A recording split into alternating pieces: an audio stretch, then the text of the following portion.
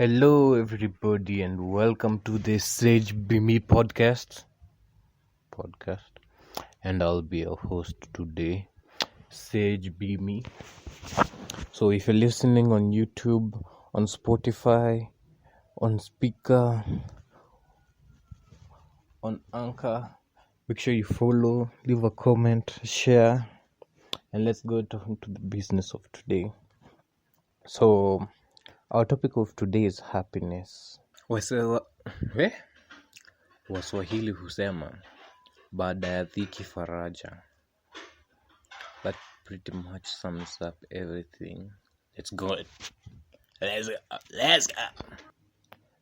When I say happiness, first thing that comes to your mind doesn't relate to being sad, having a problem, or getting caught up somewhere. But in real sense,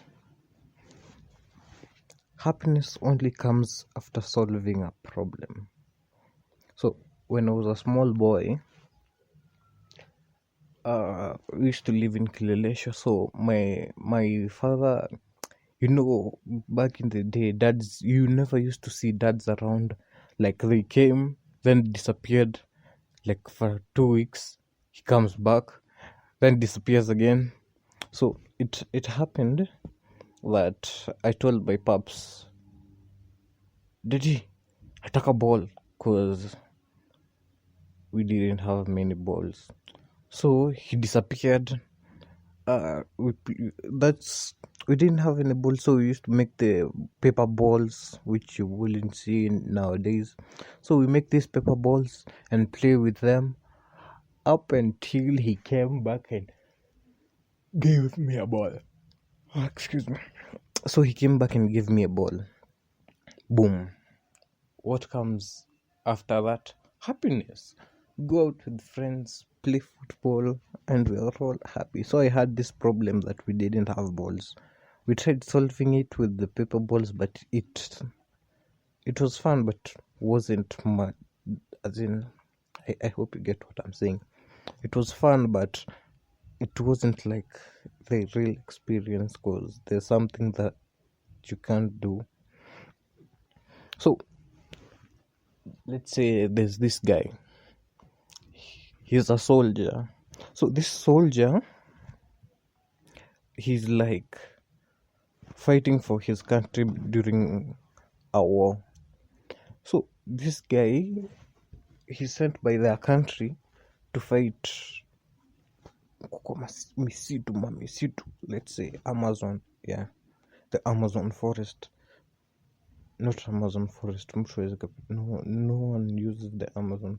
Let's say like a safe forest where there's a village karibu and stuff like that. So people use that route to pass through. So this guy, he is a commander of his forces. So the group is sent to fight people in a specific area. So see, they use the guerrilla tactics and these other tactics while in the forest. So you can imagine these guys, they're fighting, then the war ends. But they don't know that the war ends. So they're still fighting people. It's tricky, I know. So they're still fighting people. They do this.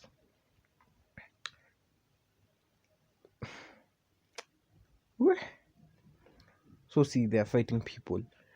Guys decide to make posters, put the posters on the prints on the backs of trees. Excuse me, I am not.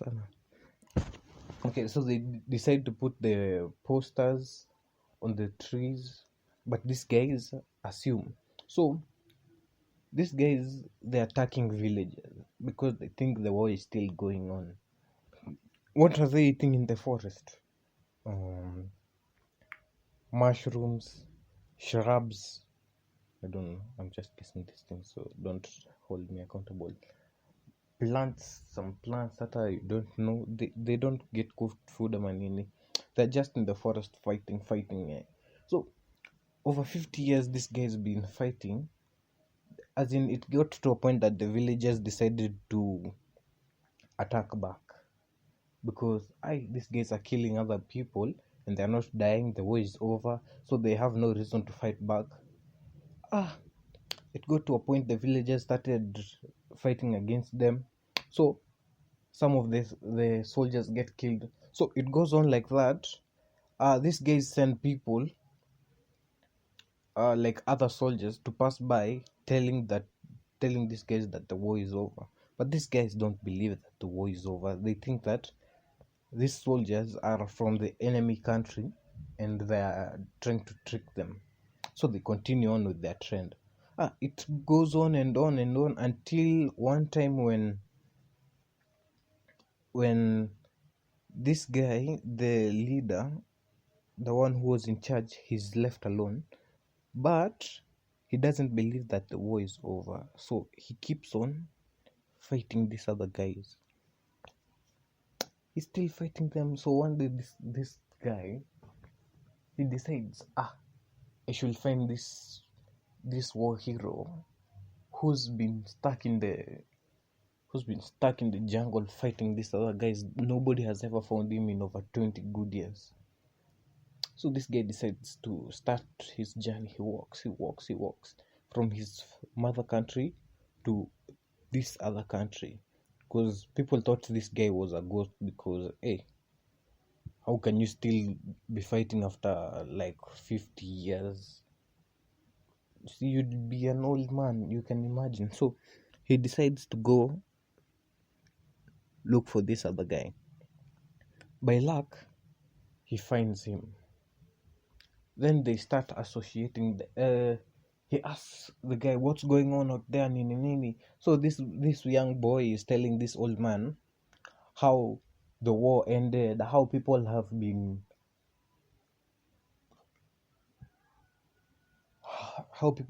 communists and everything else. The guy decides, since this kid is the one telling me that, let me go check. So he goes with the kid back to his motherland. On getting to his motherland, he's declared a war hero. As in, all that joy and everything, people are happy that he came back. But in the long term, this guy this guy sees that there's a lot of things that have changed in the mother country. As in, cultures, there are different cultures implanted in.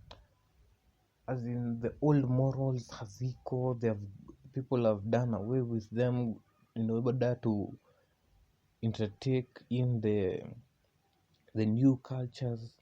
So this guy, while he was outside battling for the purpose of his country, he was happy.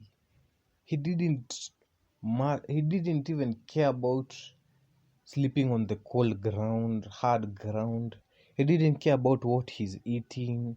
He didn't care about, no. His problem was, I'm fighting for my country. So he comes out over there, discovers that everything's changed. People have developed. A lot of change has occurred.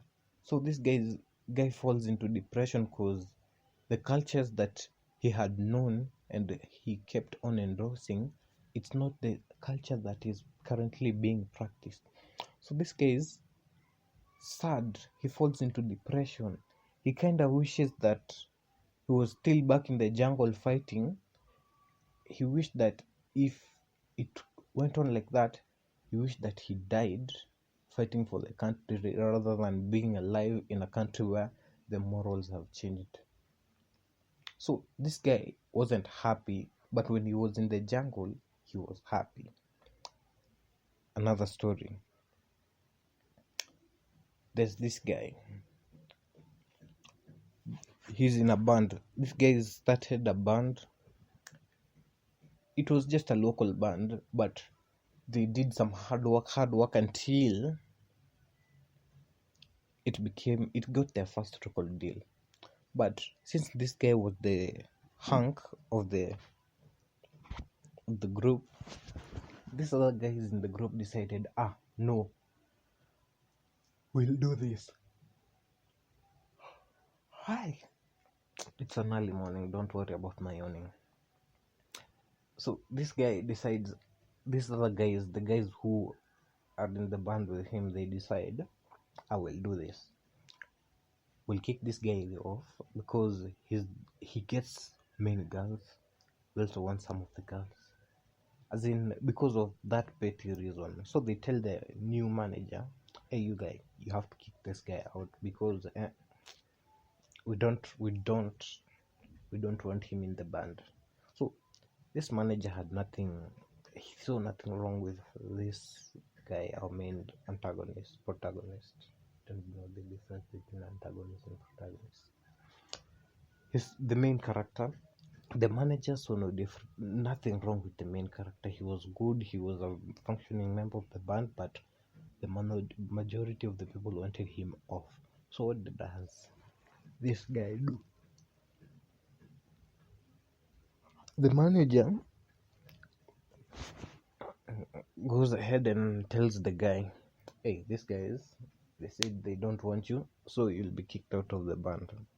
So on going home, this guy started feeling like he'll fall into depression because, hey, we've worked hard together all this way. We just got our first record deal together, but now they're kicking me out. Mbona wananichuja? As in, it doesn't make sense. So they decide, we'll do this. I'll do this. Instead of falling into depression and not moving forward, I will make my own band and become a bigger band than this other band. He made that his lifelong goal. So this guy works hard. He sells millions and millions of labels. Let's say 70 million record deals sold from this guy.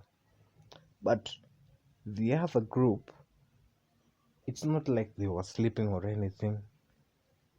They became popular, as in big, massive, as big as this other guy, but bigger, because this guy sold 70 million and this other guys sold 70,500,000 copies.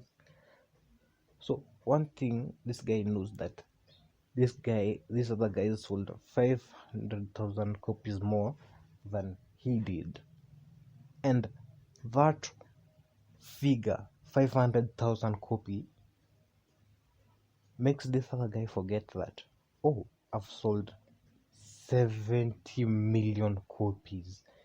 He's not happy because these other guys are still ahead of him.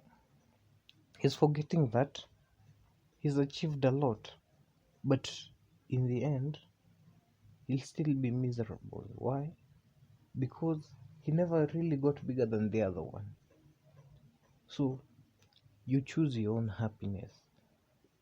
Personally, when you hear that this other guy sold like 70 million copies, he should be happy, as in that's a really big achievement, but he's not. But this other guy who was in the jungle,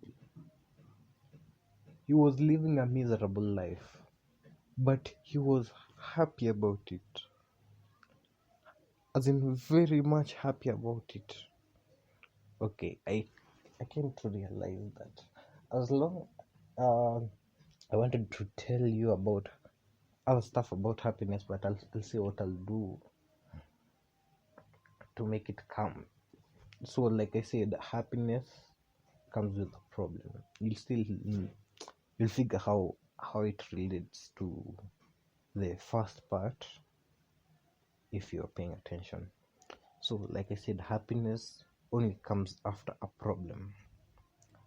I'll give you an example of me coding. When I start coding a program, I have a problem at hand. This problem this program needs to work. If the program doesn't, as in I've finished coding the program, I run the program, it has errors, I still have a problem, I need to debug it. When I debug it, then it runs, I'll be happy because my program ran. Happiness comes after you solve a problem. Let's say I don't have a girlfriend, and I've stuck my mind that I need a girlfriend. So my big problem is I don't have a girlfriend. I don't have a girlfriend. That's the biggest problem that I have currently. If I get a girlfriend, I'll be happy. It doesn't matter the stress that a girlfriend will bring or anything like that. No. As long as that I have a girlfriend, I'll solve the problem that I didn't have a girlfriend. Now to solve these other problems that a girlfriend will come with. If she wants this, if she wants that, I can't provide, she gets angry, we have a problem. Up until we solve it, we'll still be having problems. Hey, if you're listening to me on Spotify, please hit a follow. If it's on Anchor, you can follow me as well. If you're listening to this on YouTube, please like, subscribe, share, comment, and I'll see you all in the next episode. You can follow me on my socials at SageBeMe. Thank you. Keep it locked for the next episode.